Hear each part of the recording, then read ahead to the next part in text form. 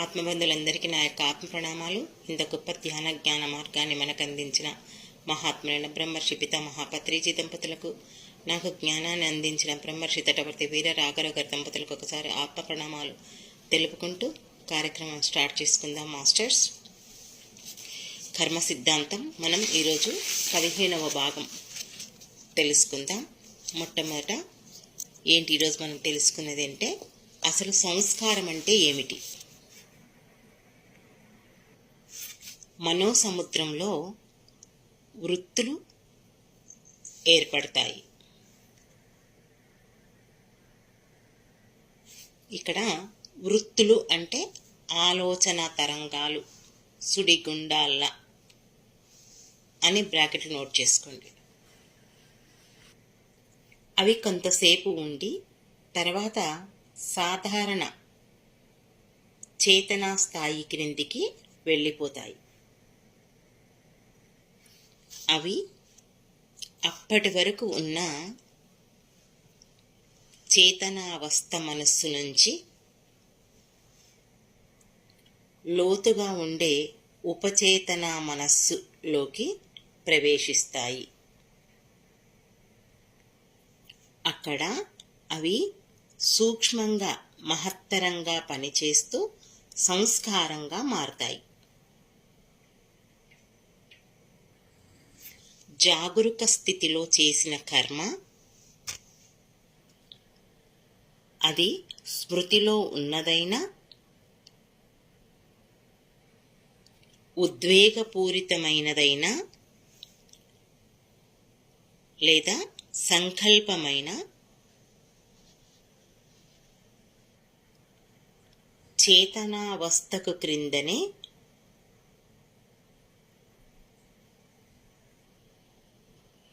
అది సూక్ష్మమైన అవ్యక్తమైన రూపము తీసుకుంటుంది. దాన్నే సంస్కారము అంటాం.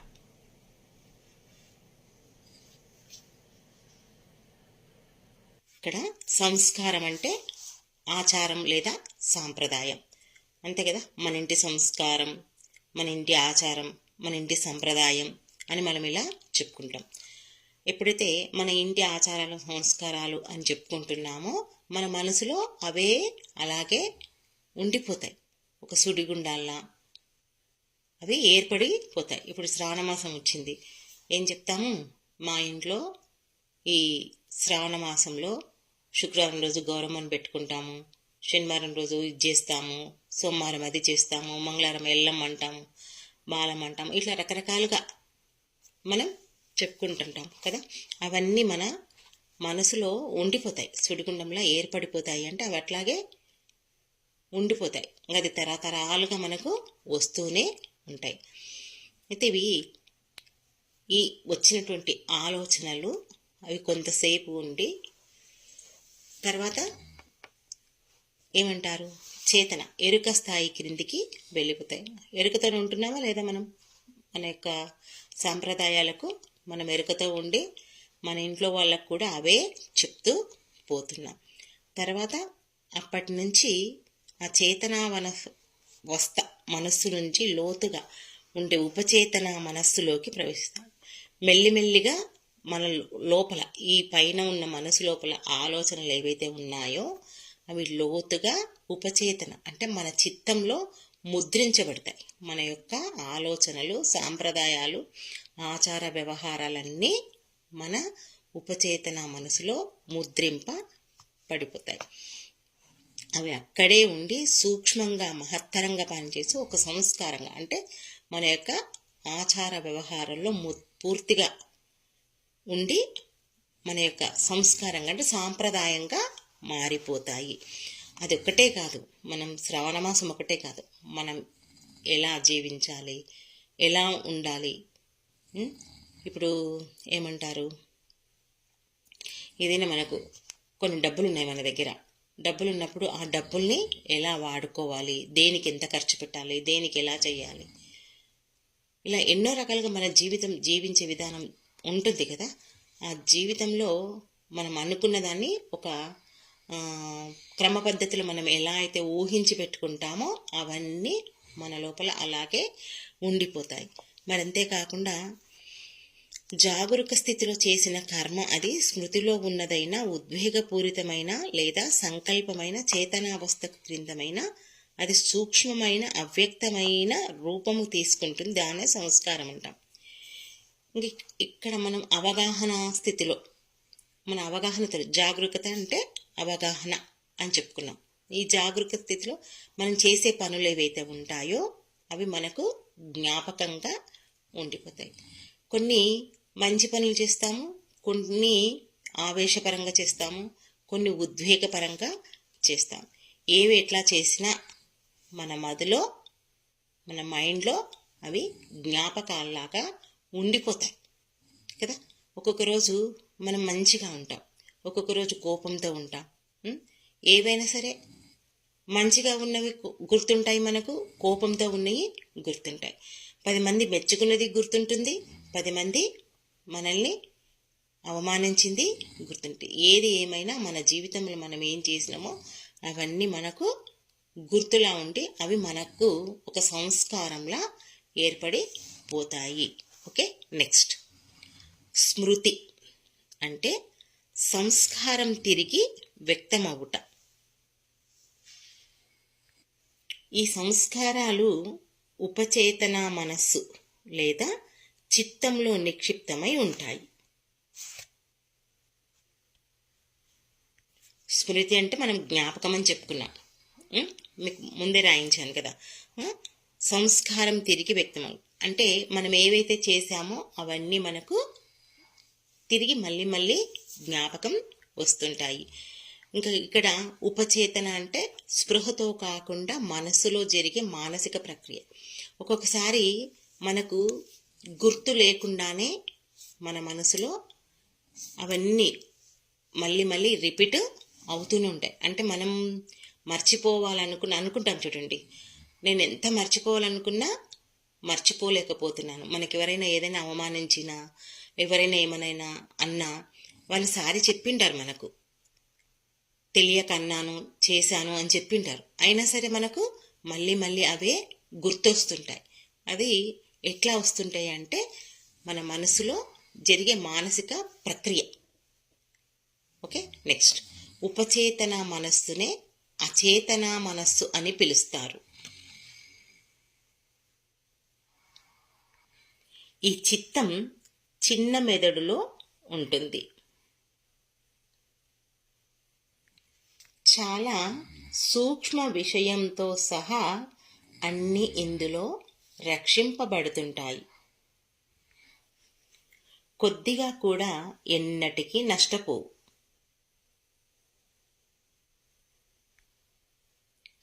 చేతనా మనస్సు యొక్క ఉపరితలానికి పెద్ద తరంగంలా వచ్చే సూక్ష్మమైన సంస్కారాలు లేదా జ్ఞాపకము వలన పురాతన వృత్తి చేతనా మనస్సు ఉపరితలానికి వచ్చినప్పుడు దాన్ని స్మృతి అంటారు. సంస్కారం లేకుండా స్మృతి అసాధ్యం. స్మృతి అంటే ఏం చెప్పుకున్నాం మనం? జ్ఞాపకము అని చెప్పుకున్నాం. అంటే జ్ఞాపకం ఎట్లా ఉంటుంది అంటే ఈ సంస్కారం మన యొక్క ఆలోచన లేదా మన యొక్క ఏమంటారు ఆచారం, సాంప్రదాయం, ఇవన్నీ మన ఉపచేతన మనస్సు. ఉపచేతన అంటే ఏం చెప్పుకున్నాం మనం? మనకు గుర్తు లేకుండానే మన మనసులో అవి మళ్ళీ మళ్ళీ గుర్తొస్తుంటాయి. మనం చేసేది లేకుండానే, మనం ఏం చేసేది లేదు, మనం ఎంత మంచిగా ఉండాలనుకున్నా మనకు మళ్ళీ మళ్ళీ అవి గుర్తు వస్తుంటాయి. ఈ ఉపచేతన మనస్సులో అవి పదే పదే గుర్తు రావడం వల్ల మనం ఇంకేమీ చేయలేం. ఒక్కొక్కసారి మనం ధ్యానంలో కూర్చున్నా కూడా ఏమనిపిస్తుంది, మనం ఎంత గుర్తు చేసుకోవద్దనుకున్నా మనకు సరిపోని వాళ్ళు కానీ, మనకెవరైనా ఏదైనా మనల్ని ఎవరైనా ఏదైనా అన్నా కానీ అవే పదే పదే గుర్తొస్తుంటాయి. నాకు ధ్యానం కుదరతలేదు, నా వల్ల కావడం లేదు అని మనకు అనిపిస్తుంటుంది. ఎందుకంటే అవి మన చిత్తంలో మొత్తము ఏమంటారు, లోపల ఇరుక్కొని పోయాయి. అందుకే ఇక్కడ చెప్పారు కదా, సూక్ష్మ విషయంతో సహా అన్నీ ఇందులో రక్షింపబడతాయి. అంటే మనం రక్షించాల్సిన అవసరం లేదు, అవే మన మనసులో ఇరుక్కొని పోతుంది. అందుకే మనకు అప్పుడు చక్కగా ధ్యానం కుదరదు. అయితే ఇక్కడ చేతన మనస్సు, చేతన అంటే మన ఆలోచనలు, భావనలు, అవగాహన చేసుకునే మనసు యొక్క భాగం అని చెప్పుకున్నాం చేతన మనస్సు. ఈ ఉపరితలం అంటే బయటకు, ఉపరితలం అనేది రాసుకోకుండా రాసుకోండి, ఉపరితలం అనేది బయటకు. ఇక్కడ మన మనసులో ఉండే ఆలోచనలు కానీ, భావనలు కానీ, అవగాహనలు కానీ, ఈ చేసుకునే మనసు మనం చేసేది లేకుండా కూడా అవి బయటికి మనకు వస్తూనే ఉంటాయి. ఉపరితలానికి మనం ఏం చేయాల్సిన అవసరం లేదు. కళ్ళు మూసుకొని కూర్చున్నామంటే మన ఆలోచనలో ఒక సుడిగుండంలా మన లోపల నుంచి, ఆ లోపల ఏవేవైతే ఆ ఉపచేతన మనసులో నిక్షిప్తమై ఉన్నాయో అవన్నీ బయటికి వస్తూనే ఉంటాయి. ఇప్పుడు మనం ఒక సెల్ ఫోన్లో మనకు అవసరం ఉన్నవన్నీ ఏం చేస్తాం, మనం స్టార్ గుర్తు ఎత్తి పెట్టుకుంటాం, మనకి ఇవి ముఖ్యము అని అనుకునేవి. కానీ కొన్నిసార్లు ఏంది, అందులో ఎవరికి అవసరమే వాళ్ళు పంపిస్తుంటారు, ఇవి మంచివి. కానీ మనకు నచ్చినవే మనం దాంట్లో స్టార్ గుర్తు ఎత్తి పెట్టుకుంటాం. కానీ అవన్నీ మిగతావన్నీ ఉండిపోతాయి కదా. ఉండిపోయినప్పుడు మనం ఓపెన్ చేసినప్పుడు అవి వస్తాయి, ఇవి వస్తాయి కదా. మనం వెతుక్కొని మనకు అవసరం ఉన్నవి చూస్తాం, కానీ వేరేవి మనం చూడం. ఇక్కడ మనం ధ్యానంలో కూర్చున్నప్పుడు మన ఆలోచనల సుడిగుండంలో అన్నీ మన దగ్గర, మన లోపల నిక్షిప్తమై ఉన్నాయన్నీ అవి బయటికి వస్తుంటాయి. మనం ఏం చేయాలి అప్పుడు? ఇప్పుడు నేను ధ్యానంలో కూర్చున్నాను, నాకు ఇవి అవసరం లేదు, మనకు అవసరం ఉన్నవి వస్తాయి, అవసరం లేనివి వస్తాయి. అయినా అప్పుడు ఏం చేయాలి, మనం మన శ్వాసనే మనం గమనించాలి. అంతేకాని అవసరం ఉన్నాయి, అవసరం లేనివి, ఇవి అవసరము, ఇవి అవసరం లేదు అని అక్కడ మనం డిసైడ్ చేయాల్సిన అవసరము లేదు. ఇక్కడ ఇవన్నిటినీ మనం ఒక సంస్కారం లేకుండా, అంటే ఇది ఒక ఆలోచన, ఇదొక ఆచారం, ఇదొక సంప్రదాయం అనేది ఏది వద్దు. మనం వాటినన్నిటినీ ఏవి జ్ఞాపకం ఉంచుకోవద్దు. అప్పుడే మనం చక్కగా ఆ సాధనలో ముందుకు వెళ్ళిపోగలుగుతాం. మీకు ఎందుకు ఇట్లా ఎగ్జాంపుల్ చెప్తున్నంటే, ఇలా చెప్తే మీకు తొందరగా అర్థమవుతుందని చెప్పేసి చెప్తున్నాను. ఓకే, నెక్స్ట్ మరి సంస్కారం ఎలా ఏర్పడుతుంది అంటే, ఆచారాలు ఎలా ఏర్పడతాయి, సాంప్రదాయాలు ఎలా ఏర్పడతాయి రాసుకోండి. ఇంద్రియ భూమికలో కలిగిన అనుభవం చిత్తం యొక్క లోతుల్లోకి ప్రవేశించి సంస్కారంగా మారుతుంది. అంటే ఇంద్రియ భూమికలు అంటే మన శరీరంలో ఉన్నటువంటి అవయవాలు. మనం ఏదైతే చూస్తున్నామో, ఏదైతే మాట్లాడుతున్నామో, ఏదైతే వింటున్నామో అవే మన మనసులో, చిత్తంలో అన్ని అనుభవాల రూపంలో మనకు ఉంటాయి. అవే ఒక సంస్కారంగా మారుతాయి. ఇప్పుడు ఉదాహరణకు ఒక మామిడి పండు ఉంది. మామిడి పండు చూస్తే ఏం చెప్తాం మనం? వెంటనే అది తీయగా ఉంటుంది, పుల్లగా ఉంటుంది, వగరుగా ఉంటుంది. అది ఎప్పుడు ఏ దశలో ఉన్న మామిడి పండును చూస్తే, ఆ మామిడికాయను చూస్తే ఎప్పుడు ఎలా ఉండేది, ఇది కొంచెం అయితే మాగుతుంది, ఇంకా కొద్దిగా అయితే తీయగా అవుతుంది, ఇప్పుడు పుల్లగా ఉంటుంది, ఇట్లా వగరుగా ఉంటుంది. ఒక మామిడి పండుని చూస్తే చెప్పగలుగుతామా లేదా? అట్లా మన ఇంద్రియాలతో చూసినటువంటి ఈ మనస్సులో అవి మనకు ఒక ఆలోచనగా, సంస్కారంగా మనకు మదిలో ఏర్పడిపోతుంది అని ఇక్కడ మనకు చెప్పడం జరుగుతుంది. ఓకే, నెక్స్ట్ మనస్సు దేనినైనా అనుభూతి చెందిన క్షణమే ఆ అనుభూతి యొక్క సంస్కారం ఏర్పడుతుంది. అదే ఇందాక చెప్పుకున్నాం కదా, ఏదైనా ఒకటి చూసామనుకోండి, ఆ అనుభూతి చెందినామనుకోండి, అది వెంటనే మన మనసులో ఒక సంస్కారం లాగా ఏర్పడుతుంది. ఒక మామిడి పండే కాదు, ఒక వ్యక్తిని చూసామనుకోండి, వాళ్ళు తెల్లగా ఉన్నా, నల్లగా ఉన్నా, పొట్టిగా ఉన్నా, పొడుగ్గా ఉన్నా, వాళ్ళు మన మనసులో ముద్రింపబడి ఉంటారు. ఒక మనిషి మాట్లాడిన మాట కానీ, ఒక పాట కానీ, ఒక నృత్యం కానీ, ఒక సంగీతం కానీ, ఏదైనా సరే ఆ మనిషిని చూసిన వెంటనే మనం మంచిగా ఉంది, బాగుంది, బాలేదు వెంటనే మనం నిర్ణయం చేసుకుంటామా లేదా? అదే ఒక సంస్కారంగా మనలో నిక్షిప్తమై ఉంటుంది అనేది ఇక్కడ చెప్పడం జరుగుతుంది. నెక్స్ట్, సుప్త చేతనలో ఏర్పడే సంస్కారానికి మధ్య సమయ భేదం ఉండదు. ఒక ప్రత్యేకమైన అనుభవం ప్రత్యేకమైన సంస్కారాన్ని కల్పిస్తుంది. ఈ అనుభూతి యొక్క స్మృతి అనేది ఆ ప్రత్యేకమైన సంస్కారం నుంచే కలుగుతుంది. ఇక్కడ మనం దేన్నైనా ఒకటి నిర్ణయించుకోం, బాగుంది బాలేదని నిర్ణయించాం కదా, అనుకున్నాం కదా, అది వెంటనే మన మనసులో ఒక ఆలోచనలా ఏర్పడిపోతుంది అని తెలుసుకున్నాం. అయితే ఇప్పుడు మనం ఆలోచించే ఆలోచనకు సుప్త చేతనలో అంటే మనసు యొక్క భాగంలో, ఆ భాగంలో ఇంకా ఏమంటున్నారు, సుప్త చేతన అంటే ఇంకో అర్థం ఏం చెప్పుకున్నాం, నిద్రలో ఉన్న మనస్సు అని కూడా చెప్పుకున్నాం. ఆ నిద్రలో ఉన్న మనస్సు కానీ ప్లస్ నోట్ చేసుకోకుండా సుప్త చేతన అంటే ఇంకో అర్థము నిద్రలో ఉన్న మనస్సు. అంటే ఈ మనసులో ఏర్పడే ఆలోచనకు మనం నిద్రపోయినప్పుడు కూడా మనకు కొన్ని కళల రూపంలో వస్తాయి.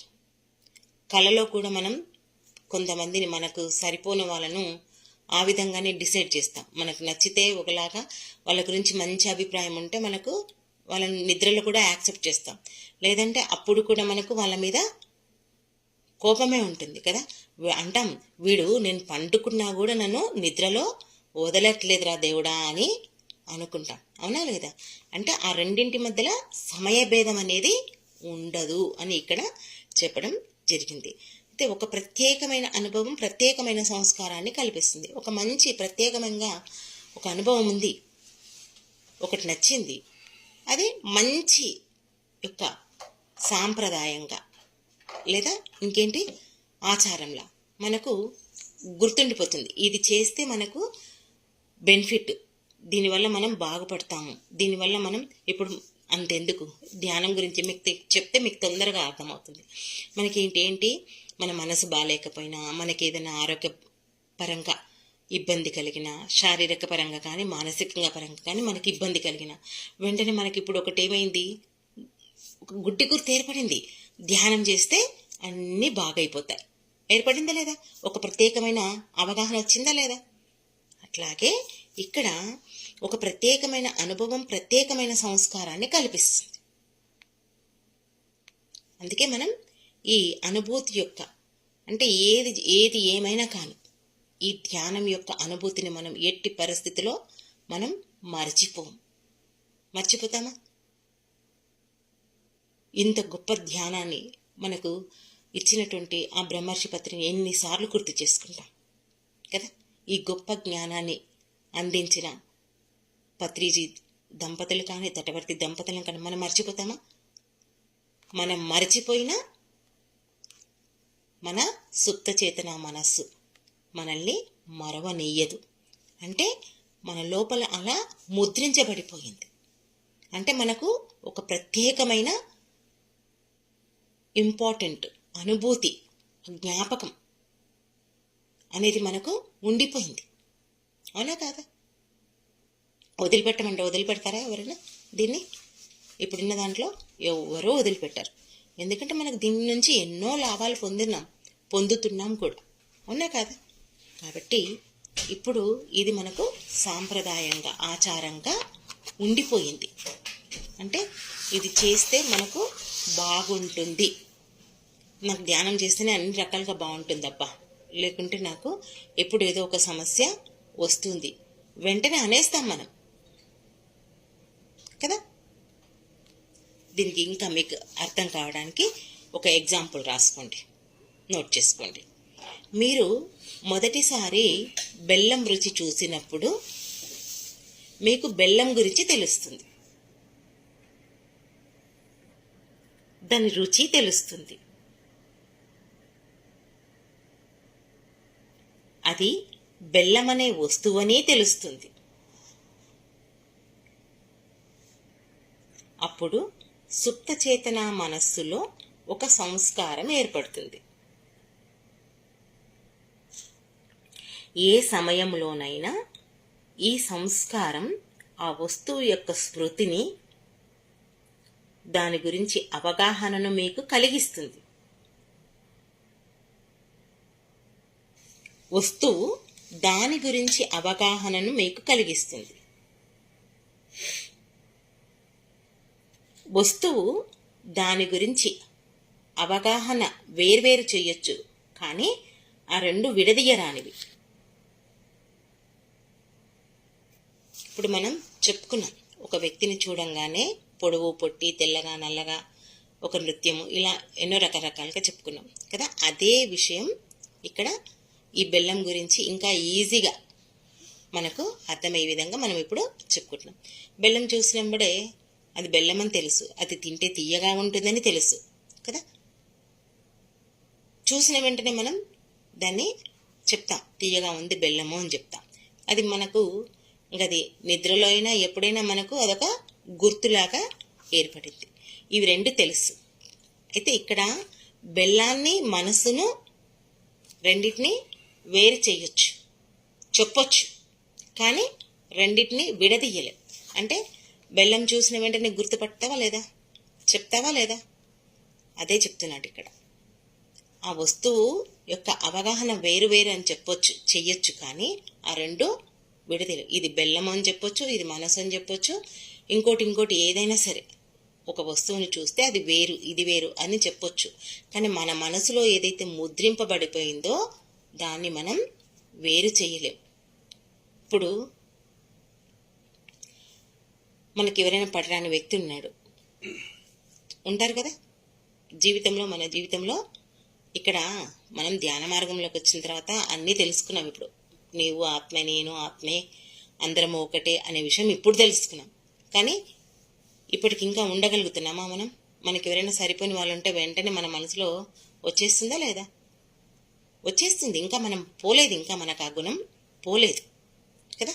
చూసిన వెంటనే మనం ఐడెంటిఫై చేసేస్తున్నాం వాళ్ళు ఇట్లా అని. అంటే మన మనసులో ముద్రింపబడిపోయిందా లేదా? ఇప్పుడు అంతెందుకు, మనమందరం ధ్యానం చేస్తున్నాం, మనం ఒక గురువుని పట్టుకున్నాం, ఇంకొక గురువుని పట్టుకున్నారు.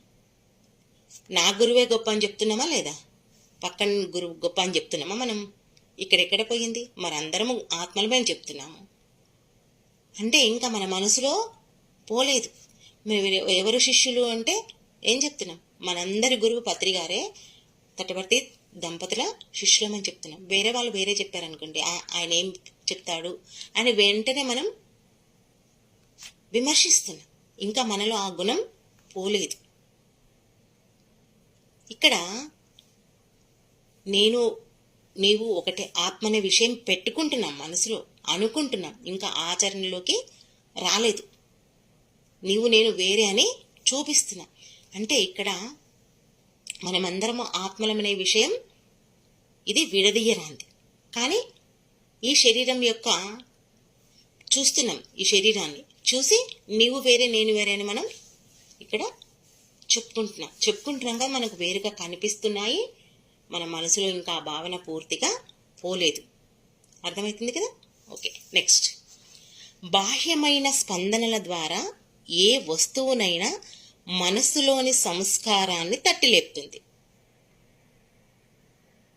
అందువలన సంకల్పం అనేది బయట నుంచి ఏ స్పందన లేకున్నా లోపల నుంచి ఉద్భవిస్తుంది.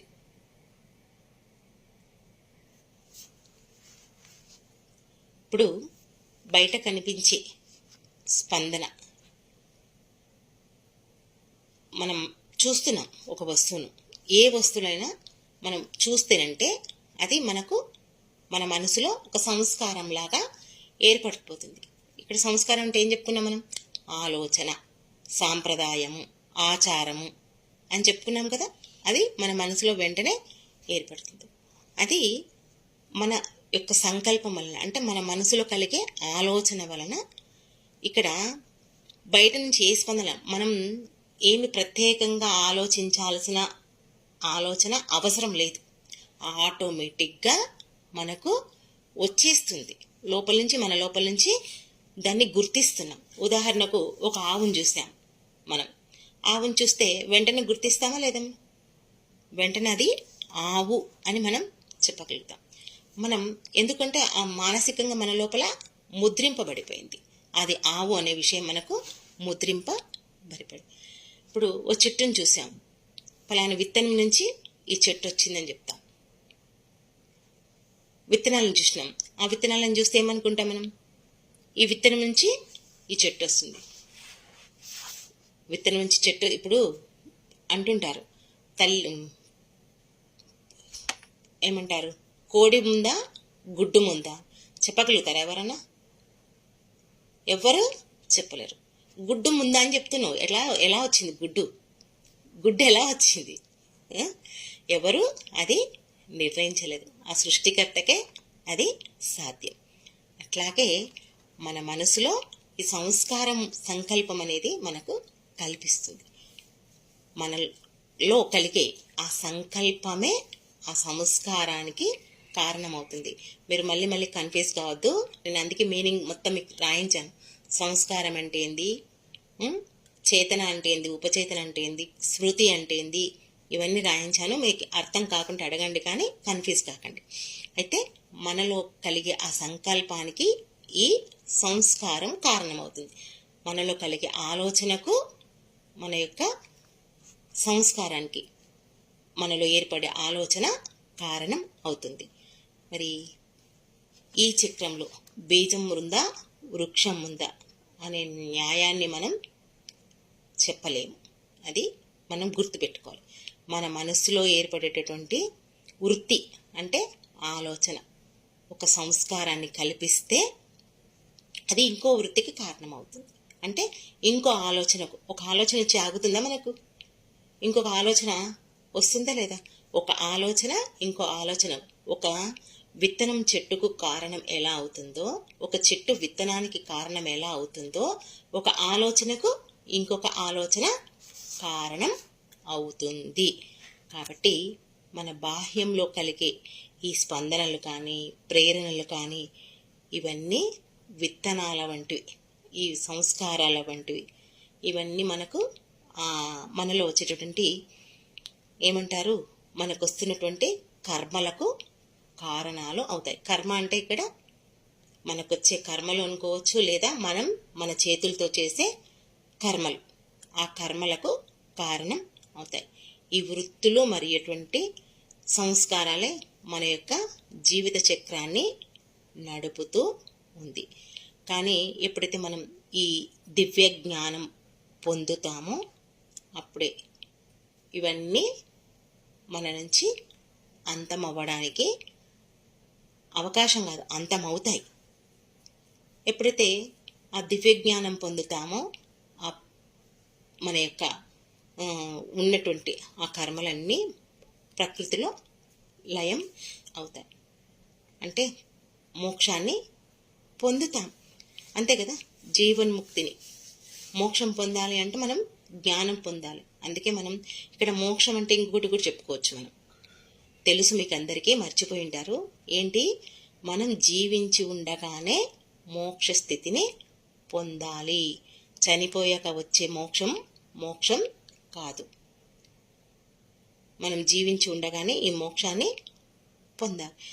మరి ఆ మోక్ష మార్గంలో ఉన్నప్పుడు ఇవన్నీ మనకేమైనా మన పైన ఏమైనా చూపించగలుగుతాయా? ఏ ప్రభావం అయినా చూపించగలుగుతావా?